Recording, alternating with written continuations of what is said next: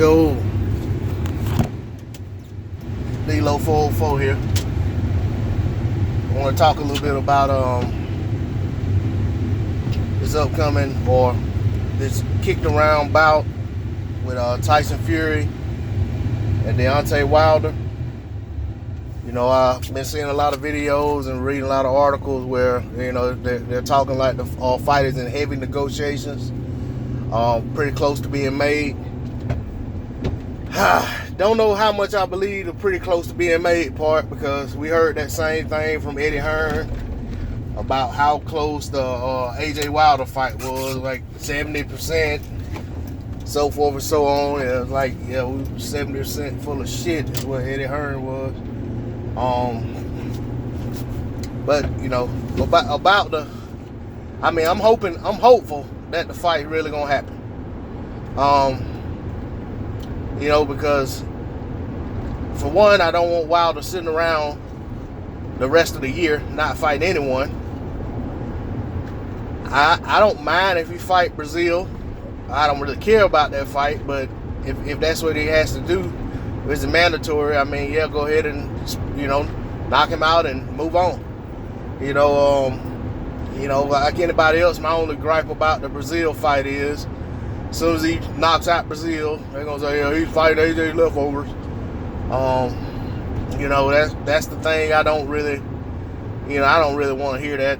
You know, even though he'll probably knock Brazil out faster and in spectacular fashion, the point is, the first thing that's gonna come out of the mouth of certain people is, well, that's AJ's leftovers. Even though they know that's that man's mandatory, they're still gonna, you know, make that excuse. Not mad at the Dillian White fight. The only problem I have with that is the being on the zone. And the other thing about, you know, it's still almost like Eddie Hearn gets the son Deontay Wilder into doing what he wants him to do, and yet still not giving him the fight that he wants and that the public wants, that all his fans want. And that's the AJ fight.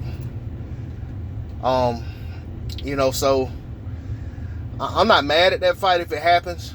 I mean, I think that's good money. I mean, but ultimately, you know, as a fan, the money isn't really my business.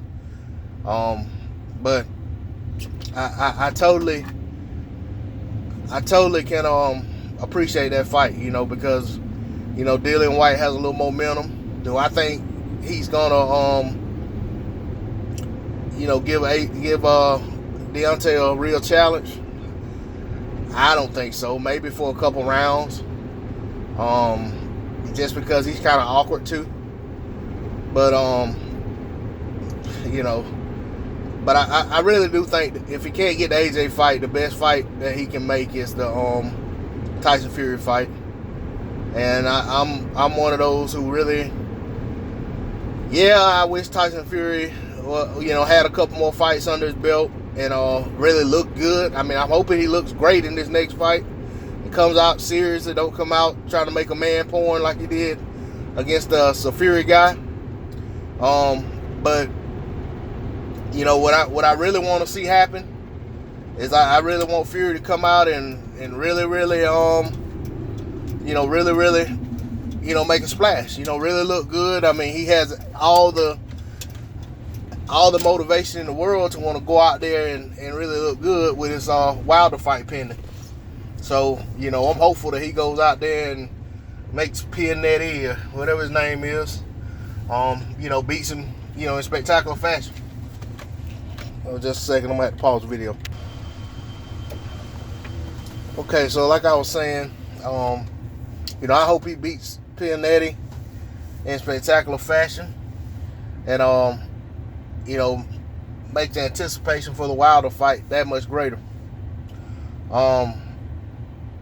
You know, about the fight in and of itself, you know, yeah, with Fury coming off of his personal issues and a layoff, you know, he's seems to be a good bit removed from, you know, the performance against Vladimir Klitschko, where, You know, he became champion. And I'll be 100% honest. You know, I may be in the minority. I wasn't impressed whatsoever with his performance against Vladimir. It was more so I was disappointed in how Vladimir performed. Thank you, man. Have a great day. Okay, thank you. All right, have a Yes, go. sir. I was more disappointed in how Vladimir performed. You know, I just never in never in 100 years would have expected him, even at that stage in his career, to follow a guy around the ring. Not let his hands go. I mean, honestly, I was expecting Klitschko to get Fury out of there inside of 6-7 rounds. I mean, I just figured at some point he was gonna catch him. They, get in exchange, and Vlad would get the jab going, and catch Fury and put him on his back. And boy, was I wrong on that one. I definitely didn't expect Vlad to, go out there and look like he'd never fought a boxer before. Never fought someone who could stay on their toes and had good ring movement. And, Fury did a good job with his jab, when he threw it as well. But I think the main thing he did was just kept Vlad to the point where he could never get his feet set to get his offense going. And, I'll just say this. There's no way in my mind that, and I know this is, neither here nor there because, you can't do anything about that. But I'll just say, watching Vlad when the great late Emmanuel Stewart was in his corner, after about 2 rounds of that nonsense, Stewart would have ate his lunch, and Vlad would have went out there and found a way to let his hands go, found a way to find Fury, and it would have been a totally different fight. I mean, because we've all seen Emmanuel irate with Vladimir. Even in a performance, he was dominating. I think it was one of Sultan and Bragimov or somebody years ago. I think they were fighting in New York City in Madison Square Garden or something. I may be wrong. I mean, it's been years and years ago. I mean, hell, Emmanuel's been dead probably close to 10 years now.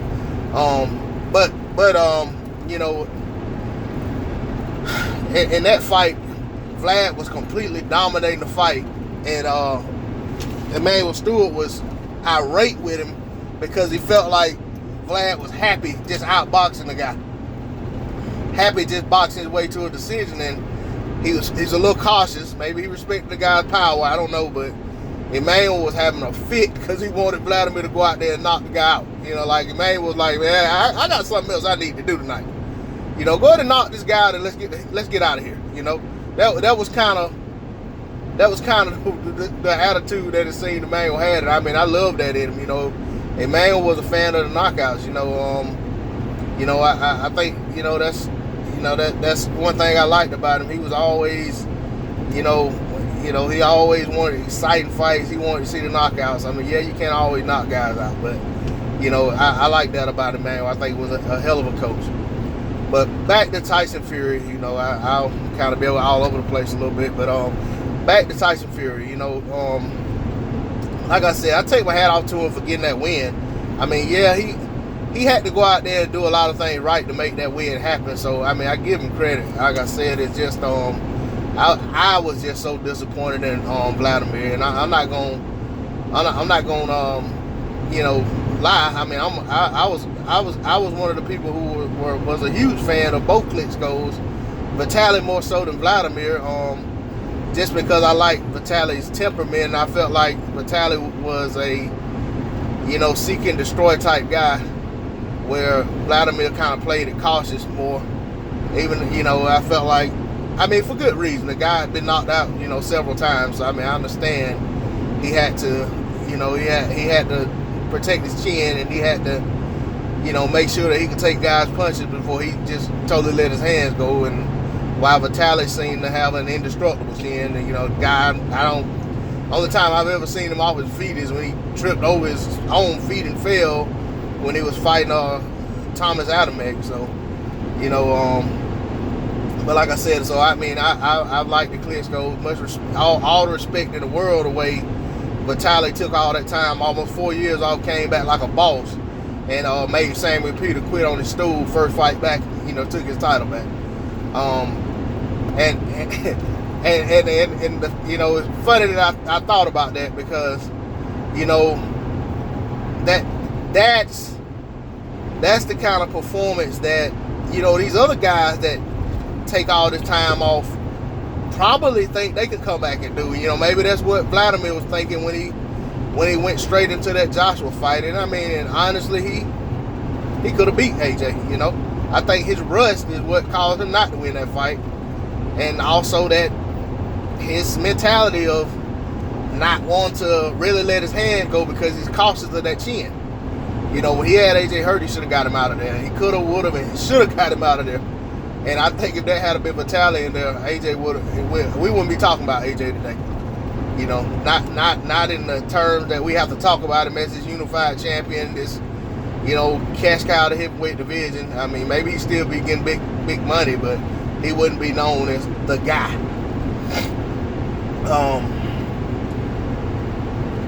But when it comes to the Fury and Wilder fight, I personally just never thought that Fury was gonna be anything other than a guy that gave Wilder some problems for a few rounds, eventually gets clipped, and it's a wrap. Wilder has to catch him, and no, Vladimir didn't catch him, but Vlad's a little, like I said, Vlad's cautious of that chin, and that kind of inhibits him from doing a lot of things that he does well, because he has to be careful to protect that chin. And I mean, yeah, all fighters should, especially at heavyweight. But Deontay kind of throws caution to the wind, and dares to go out on his shield, so to speak. It's like, I'm gonna get you out of here, you're gonna get me out of here kind of mentality. And I just don't think Fury can stand up to him. Once he starts landing, I see Fury backing away into the corner, and if he ain't dropped, it's gonna be to the point that he's moving his head and trying to duck and dodge punches, but still catching them anyway. To the point where the doctor's just gonna say, not the doctor, I'm sorry, the ref is just gonna say, hey, I've seen enough. Let's stop this. Let's get this guy out of here. And that's what I think. I mean, whether that's right or wrong, I mean, honestly, it doesn't matter if Wilder fights some other guy in between, how he looks in that fight. It doesn't matter if how Fury looks again in his next fight. I don't think my opinion would change. I mean, Wilder could fight Brazil in between and get dropped 6 times and win the fight by knockout. I still wouldn't think that he's gonna have problems getting rid of Tyson Fury. I just don't. I mean, I know Tyson Fury can box, and I know he can move, and I know he's long, rangy, but I just don't think the respect for his power would be there to make Wilder, to keep Wilder from just going in and getting him out of there at some point. I mean, I'm not saying it'll be like Stavern round 1 type thing, but I'm thinking somewhere inside of 6, somewhere between 4 and 6, that Wilder just says, okay, I boxed this guy, I've boxed with this guy long enough, let's get him out of here. And I think that's what he's gonna do is go for it, and if Fury don't have anything to keep him off of him, I just don't think, you can only move around so much. I glanced at a couple channels. One of the guys at UK's channels, guy that I used to have a lot of respect for before this AJ Wilder thing. I knows a lot about boxing. Very, very knowledgeable about boxing, about boxers, about the history of boxing. No, guy knows his stuff. But what happened is when this AJ Wilder thing came about,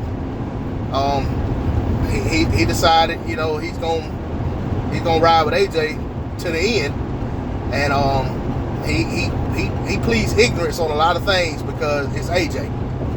You know, and I'll say that one of the things that really, you know, that really got my attention was this guy admitted that he didn't want Wild and AJ to fight. I mean, I'll give him credit. He did admit to that some months ago. He said he don't want to see the fight. He was one of the ones that was always, what did Wilder do? What did Wilder do? What did Wilder do? What did he do to deserve the fight? And then eventually just finally admitted that no, he didn't want to see the fight. And you know, the reason he didn't want to see the fight because he didn't think AJ could win. I still don't think he thinks AJ can win. And I still don't think I think a lot of those guys don't believe AJ can win. The majority of them don't.